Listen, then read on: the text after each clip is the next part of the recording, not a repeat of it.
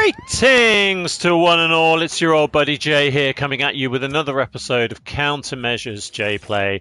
I've finished Spider-Man. We finished it. We completed the story. We did all the side missions. We did all the collectibles.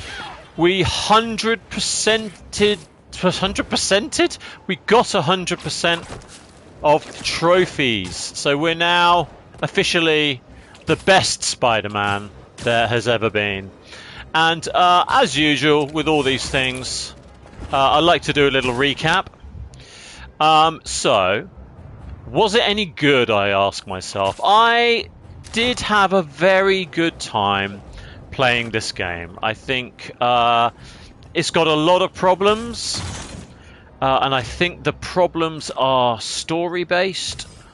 The gameplay, like the minute-to-minute gameplay, the navigation, as you can see, the fighting, the combat, the fast travel, the graphics, the mighty graphics are all unbelievably good. I have to say that from a technical point of view, absolutely amazing. No pun intended. It is probably one of the prettiest, one of the fastest, one of the most technically proficient games that I've played in my entire life. And I've played a lot of games in my lifetime. And yeah, for sure, that is all of those things are ticked. I think from a technical standpoint, I mean, just look at this. Look at this place. I mean, it's unbelievably good. It's a complete ground-up rebuild of the 2018 version, I'm sure. Maybe they used a lot of the assets they already had, but they've built onto it again and again. They've expanded the city so that it stretches over the harbour. So from a navigation point of view, from a getting around the city and seeing stuff and seeing museums, going to MoMA, going to the like the Freedom Tower, going to New York, the Empire State Building. That just all of these locations are impeccable. They are true to life. They are just, it's just unbelievable. So I have to give it absolute props for that. Oh, shut up, JJ. I'm trying to talk. So, all of that is amazing, I have to say. I really love that. I loved the map itself was actually useful this time. When I played it in the first one, it was fine for like navigating for your missions and things like that. But with this one, you had fast travel. Well, obviously with the map expanding over the river, it's much bigger. I didn't think I'd use the fast travel because I like traversing through the city is something which is a lot of fun. So in the first one I did that all the time. I didn't use the they had a train station. I don't know if they have a train station in this one. I don't think they did. But they had a running train in the first one that you could get, and it would it would fast travel you. And it had a sequence where within sort of 30 to 60 seconds, it took you from one place to another. With this one, you're literally like, I click to go here, and the map just zooms in at that point back into the live city, and you're there. It is seconds. I've never seen anything like it. It is absolutely amazing. So that is incredible. So from a technical standpoint, this game is out there. It is like, I've never really played a game that has the speed and efficiency of this. Now, in the entire time I played it, I mean, I saw one bug. There was one instance where I'd been fighting some alien symbiotes and a guy kind of got half stuck on the floor. I couldn't pick him up to take him to the hospital. Or we were to have a conversation. It was one of those two things. And I couldn't get around him to select the triangle to, the prompt didn't come up in order for me to solve that little bit. It wasn't game breaking anyway. It didn't change my gameplay or any of the rewards or anything like that. It just took me out of it for a moment. That was in the 30 to 40 hours that I played this. It was the one thing in the entire of all the things that could go wrong, that was the tiniest thing that happened. There was so much going on in terms of combat prior to that that when he loaded in, he obviously loaded in on a street level, and he was surrounded by like venom veins and all this sort of stuff. So there was a lot going on. So for that to happen, I mean, come on, it's like gold standard of quality in terms of no bugs. So I really love that. Again, a lot of the things that I loved about the first one transfer over to this one. Your progression is amazing. You have, I keep saying amazing, but I genuinely mean that. It is brilliant. All of the suits, I mean, they gave you a lot of suits in the first one. They give you a lot of suits this time, but they also give you variations. I mean, look, that you get so you'll get a new suit, and then you'll also be able to upgrade to all different variations, slight variations of that suit.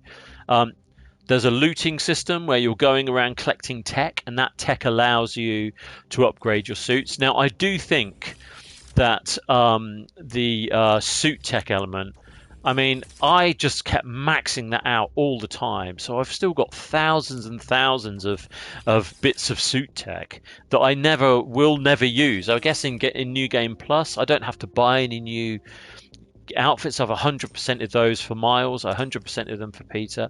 So for New Game Plus, I don't need to worry about any of the tech stuff. So in a way, those tech boxes, I think, were a bit of a random thrown in thing that you could just stop and collect as you're going along, because you collected more than enough tech when you were doing the minute to minute missions that were popping up, the little red exclamation marks to say there's a robbery here or this van's been stolen, etc., etc. So I feel like that's a little bit imbalanced in that you can get a lot of that very quickly. So I never kind of really got to a point, maybe once or twice early on, but as I progressed through the game, I never really got to a point where I ran out of that. I just had thousands and thousands of bits of tech, and then when I was upgrading the suits, I only really needed a couple. I didn't need hardly any to upgrade them, so that was a little bit disconnected.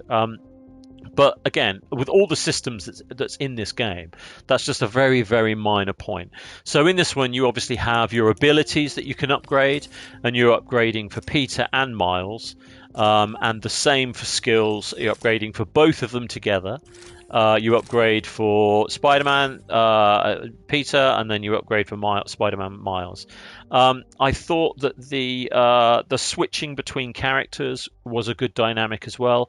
They obviously looked at like GTA, where you could flick between characters doing different things at different times. So, there were certain missions that you could only do as Miles, certain missions you could only do as Peter, and you'd flick from Peter to Miles, and Miles would be like having a sandwich or something, and then he'd put his mask on, and so the idea that there are two of you going around the city all the time doing something was very prevalent, very in the forefront. It wasn't like Miles just popped in occasionally just to kind of keep the story going.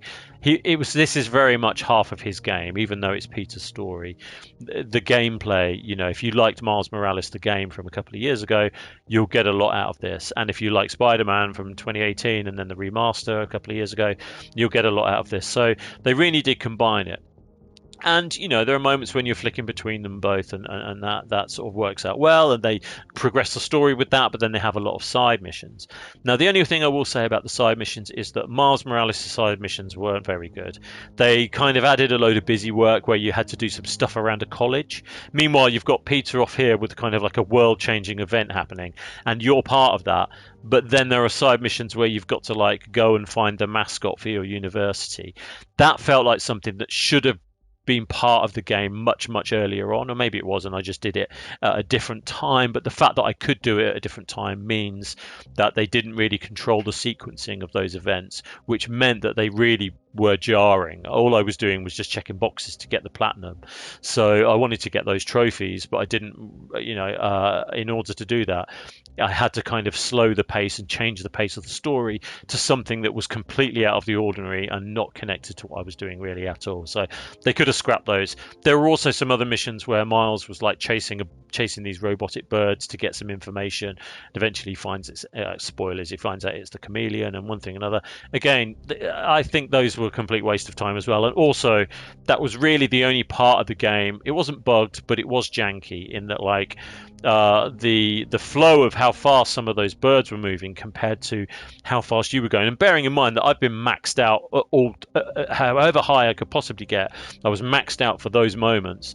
So the character and my build and everything at those points were the highest they could be, and I was just barely keeping up. And it wasn't even a skill thing necessarily. Maybe it was. I mean, but it really felt like when I did eventually do some of those, I did eventually catch. It was just by luck. Because I didn't just clip a building, or I didn't just accidentally clip something that was just marginally in my way. And you could argue that that was the point, but actually it kind of stopped the flow of the game by repeating those. So some of those I did like maybe 10 times. Same thing with the Mysterio challenges. I went around and did all of them very reluctantly and didn't really like them. Then I realized that I needed to upgrade my suit tech, which actually needed quite a lot of extra hero points.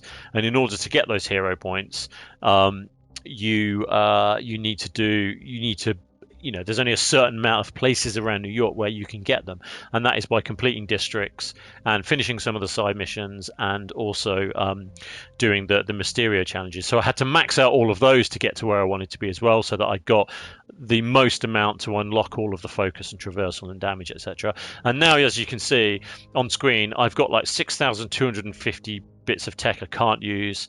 There's 12 of those things, 22 of those other things, 30 of the hero points that I can't spend in anything. So what I'm hoping is there's some DLC that will come along, and I'll be able to maybe sort of apply it to that. So in terms of technical aspects, in terms of the way the whole thing was put together, and the flow of everything, I feel all of these things worked really well, aside from some of the Miles Morales sort of busy work on the side. This time there was less busy work for Peter to do. He had some kind of like missions where he was like watering plants and things like that. But that was quite early on in the game, and I did those all quite early because I kind of felt like those were going to interrupt the flow of the story. So, there was a bit of that. So that's the kind of technical, the flow of the game out of the way. And I thought it worked very well with a few tiny problems. Anyway. So then moving into like the look of the game, I mean, this is an easy one. It looks amazing, looks incredible. Like all of the fights are brilliant. The way the camera moves around when you're doing finishes, the amount of finishes you've got when you're fighting people, and some of them are combos with the character you're with, and it's not necessarily Miles. It might be I can't remember what her name is now. She's the police chief, not Prowler, but she's the other one, Wraith. And her story was good, where you kind of have a little lead in. This is a story that's going alongside your story, where you find out a little bit, and it leans towards maybe being a Carnage story, which could be part of the next Miles Morales game or the next Spider-Man game. So there's little leads in like that, and I like that. I thought the first. So in terms of how it looks, I mean, it's a standout, obviously. I did think, just moving on from the way it looks, because, that's 100% in my book. It's 10 out of 10 for that. Moving into the voice acting and the motion capture, obviously the mocap's all brilliant. That works really, really well. The voice acting, Peter Parker just got on my nerves in this one. I felt that some of the times when he was fighting various people, the dialogue was it wasn't like, I don't mean aggressive as in part of the story where he's becoming like an angry Spider-Man with the Venom suit on and etc. I mean, the way, like, it was just non-stop aggressive jokes, which work in some cases but don't work every time. And he never really repeated anything, which was good. But the amount of quick one-liners that were coming out, you could say on one hand is an amazing feat, because they included all of this stuff and made such a big variety. But then on the other hand, it was just an absolute barrage. And then when he was fighting Mary Jane at one point, where she gets taken over by a symbiote, he was just apologizing through the whole thing and saying it was all his fault, and that kept going on and on and on and on, because that fight went on for quite a long time, and I just got sick of listening to him. And I didn't really find a way how I could turn that off or trim it down, so that did become annoying. Mary Jane, I can't even talk about. She was the worst thing in this game. Her motion capture was fine. People complained that she looked so different from the original Mary Jane from the first one. I don't care about that. She doesn't really look very much like the actress that did the mocap, but I don't really care about that either. It's fine. They tweak these things because it's all part of the story and it's how they want the style of those people to be, and and make them slightly different and whatever. I didn't mind any of that. Her gameplay was terrible.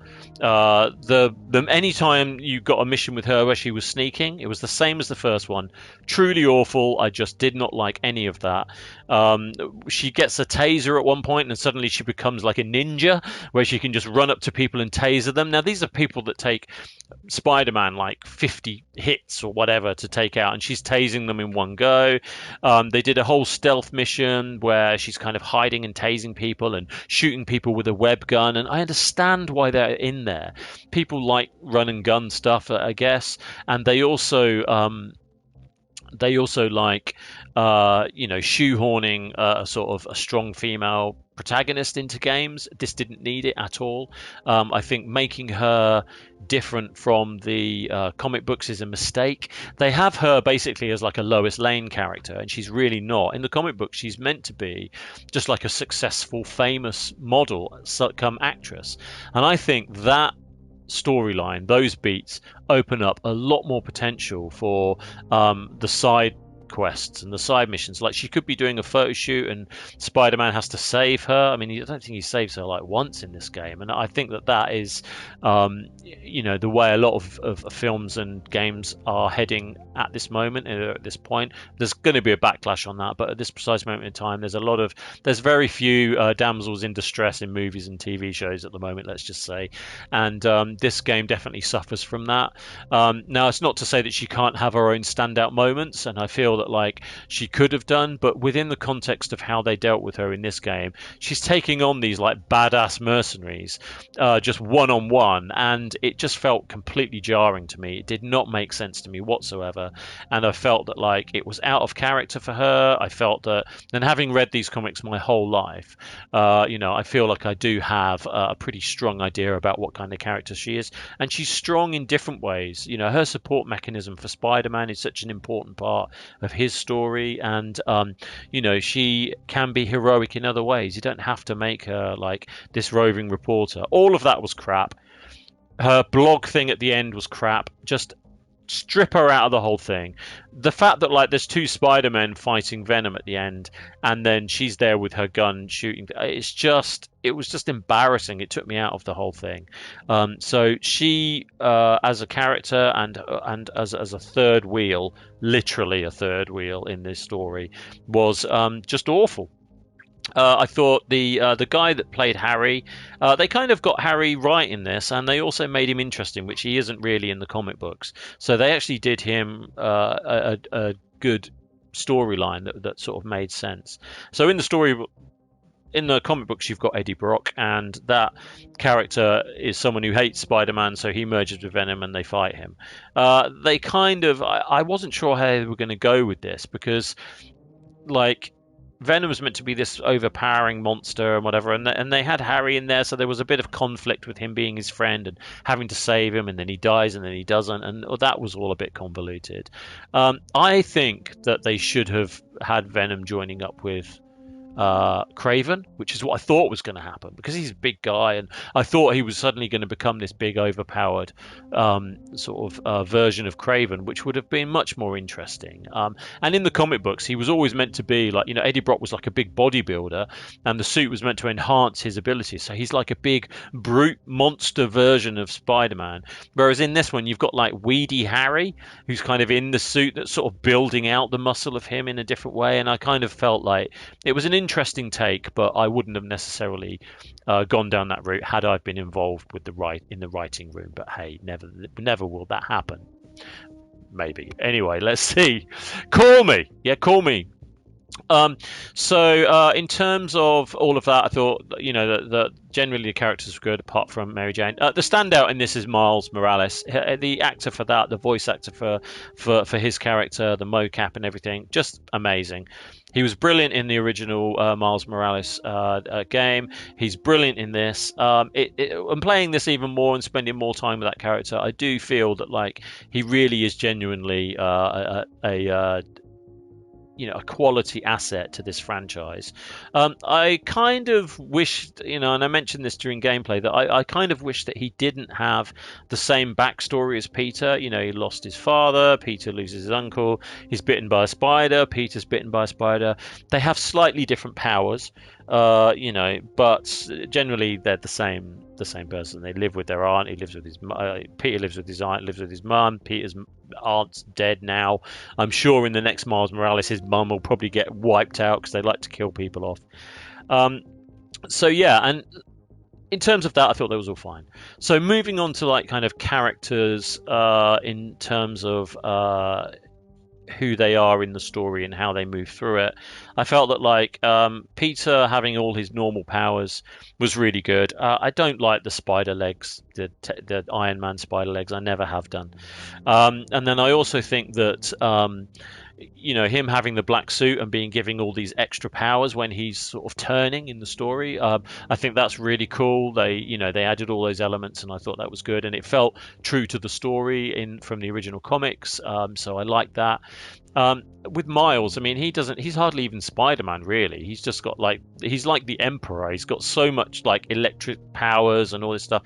And spiders, do they have electric powers? I mean, is he Spider-Man anymore? That's why I feel like he could be called something different. He could have a different name, and I'm hoping that maybe, he's too popular now, but at one point, maybe they considered calling him something different that was more connected to that, but whatever, it's fine. And I had a lot of fun playing with the mechanics of those and switching up the different skills and using them together, and using them in kind of joint finishes with other characters. That always worked quite well. One's doing the electricity, the other's doing like monster spikes or whatever. It was a lot of fun doing that, so I can't fault it for that. So I did really enjoy it. So finally, I think I probably just have to talk about the story, and I feel that like the start of the story was really interesting, where they kind of Peter and Harry are trying to get this foundation working, where they want to do some good with it. There's lots of liberties in this game because it is a video game, of course. But that's fine. You have to let that go. The second part of the story massively dragged, but actually that was my favourite bit, because it was the most Spider-Man part. It was like Spider-Man solving crimes, Spider-Man going here and there, Spider-Man stopping this thing going on, and Spider-Man, stopping a fight outside a pub, and and all that sort of stuff. I thought that was really, really good, and I enjoyed doing all of that. I think that's why I leveled up quite quickly, because I spent quite a lot of time grinding that, and not really even grinding it in my head, just having fun with it and being rewarded for doing so. So I feel like that worked very well. I do think that the game takes a massive nosedive around about an hour before it finishes. Suddenly, the story goes on. He gets his black suit. Spoilers again. He gets his black suit. The black suit gets more angrier and more evil, and basically the suit itself then kind of starts becoming this big monster and wanting to take over the city. And I don't really think that was the original intention of the comic book. Originally, they weren't going to have like venom all over the city, infecting people left, right, and center. That's obviously very video gamey, so they included that. But the more personal story, the original story, where the alien just wants to bond with him, and the alien has limitations. Whereas in this, as the game went on towards the end, he had no limitations. He was like infecting all different people. He was turning all the ground into big venom blobs, and the whole city was covered in it. And I know that it kind of has to get bigger and bigger and bigger, but I kind of felt that as I was playing, I was thinking, wasn't it cool when like Spider-Man was just like stopping bike thieves, or like maybe just fighting the Vulture, and it was just like a heist that you had to stop, and it was just really simple neighborhood elements to it. Whereas they've really layered on the kind of global threat, which I never really felt Spider-Man was about, so I was a bit at odds with that. And then obviously while I love all the suits and the look of them, the tech of everything is like very Iron Man. So because of that, I kind of also felt that like that doesn't feel natural to me. Like Spider-Man was always meant to, like in the comics, he had like some of the stories. He only has like one suit. The suit gets damaged, and it's damaged for issues and issues and issues because he is constantly juggling a life that doesn't where he doesn't have very much money, and he can't study at school, and he can't do his photography for the Bugle and all that kind of stuff, along with being a hero, you know. And the things that come with that is trying to balance them both off, and of course they can't balance because he spends more time on one, the other suffers. He spends more time on the other suffers, and that's kind of how his character develops. And that's what's really interesting, that interpersonal relationships, like between him and Mary Jane, his friends, and finding out his friends are becoming monsters and whatever, and him trying to solve those interpersonal relationships, that kind of soap opera side of things. I feel that like this game just blows that out of the water, and rightly so, because it's a video game, but it does detract away from what I consider to be the original kind of core of what makes Spider-Man good. So there is that. But then you just hand wave all that and just say, look, it's a video game, just enjoy it. And do you really want to spend 30 hours doing that? And the answer is probably no. Just, you know, stopping people from stealing the paper boys newspapers. It's not really that much fun. But at the same time, I do feel like there could have been a little bit more of that dialed back in. So there's that, and obviously the Mary Jane stuff. I liked all the Venom stuff in terms of how they created him and what he looked like. He's probably the most true to life or true to form monster that they've ever been able to create, that really connects with what I felt that the comic book character was. The film has got close, but it's not really. The Spider-Man 3, the movie, didn't do it justice, and they've tried again and again to try and do it. And you know, in the cartoons and stuff, he's kind of a bit of a joke. Whereas in this, it was you know, it felt quite true to the character. But again, there are certain elements, like he can actually shoot webs in the comic books, and they didn't have that. But when he shoots the webs, it uses a bit of himself, so it's not like he's got this endless amount of symbiote. He's just like there are limitations to what the suit can do, even though it superpowers everything. So, you know, again, just bringing it back down a little bit would, I think, maybe have made this game just a little bit better for me. So yeah, I mean, it sounds like I'm bagging on it now, because everyone always says the good stuff at the start and then the bad stuff at the end, and it all sort of ends on a downer. But actually, I love this game. I had a really great time with it. It does have problems. None of those are technical. None of those are what it looks like. Its story beats, really. Its character development, especially with the side characters, I feel like that is an issue that just keeps falling down. And it's sped up right at the end, to the point where I kind of felt that it felt a little bit rushed. And also the very, very final, if you do what I did, which is work through everything and get your trophy list lined up so that when you finish it pops the final platinum trophy, that can't happen in this game, because you go through everything, do everything, and then you're on a rooftop and you have to go and finish the last kind of environmental mission, which is a message from Harry, and it sort of sends out some bees to plant some trees. It's like, and it's in Pete's garage, which is all a bit weird, and there's technology available to him, which is another thing on the side which just reinforces what I was saying about the unrealistic side of this character now, is that he's got all this amazing tech to his his fingertips, whereas, you know, the original comic books, he was really just making this stuff up as he was going along, and he ran out of webs and he did all this stuff, and where he was, you know, he was struggling to keep things, to balance things, and yet still saving the city and whatever. So I think that's much more interesting than him just having access to everything all the time, you know. So the final mission kind of does that, where they plant a load of trees and they say, you know, these things are going to grow in honor of our family members that have died and all this sort of stuff. And then you get the trophy, and it's a bit of a kind of, it's like the end of a balloon going, you know, the whole thing's such a huge thing, and then that happens right at the very, very end. And it's just so throwaway, and it just felt like a little bit of a disappointment. So, yeah, that is my review of the whole game. That's all my gameplay. If you've stayed with any of it, you watched any of it, I do really appreciate it. Thanks for tuning in. I don't get that many viewers, but I do get some, and I appreciate the time you spent watching them. I do really appreciate that, and I shall keep going because I enjoy doing these. But I do have to give this a mark out of 10, because that's what I do at the end. Like, you know, most good reviewers give a score, and I mean, the first one was a 10 out of 10. It really did things differently. This one, it does the same thing but a little bit more in slightly different ways, and the tech of it has got better. So you have to say, well, it must be a better game. I liked the story, but it had problems. I liked the characters, but MJ was annoying. For that alone, she's got to lose a point. The first one was a 10. I think this is a strong 8 out of 10. I definitely recommend playing it. It's a pick up and play whenever you want. Sort of spend 5 minutes, very quickly level up stuff, and turn it off and go back in and do it tomorrow for an hour. And it's really one of those games where you can, the kind of game that I like, where I don't get much time to spend a long time dedicating myself to these games, as long as I would like to all the time. But certainly playing a little bit every day over a longer period, this game's absolutely prime for that. So yeah, it's an 8 out of 10 from me, and yeah, I did really enjoy it, and I would like to come back to it at some point, but now I've maxed everything out. I'll probably wait until there's either DLC or I've forgotten Mary Jane's missions, and then I'll come back and do the new game plus on the harder difficulty.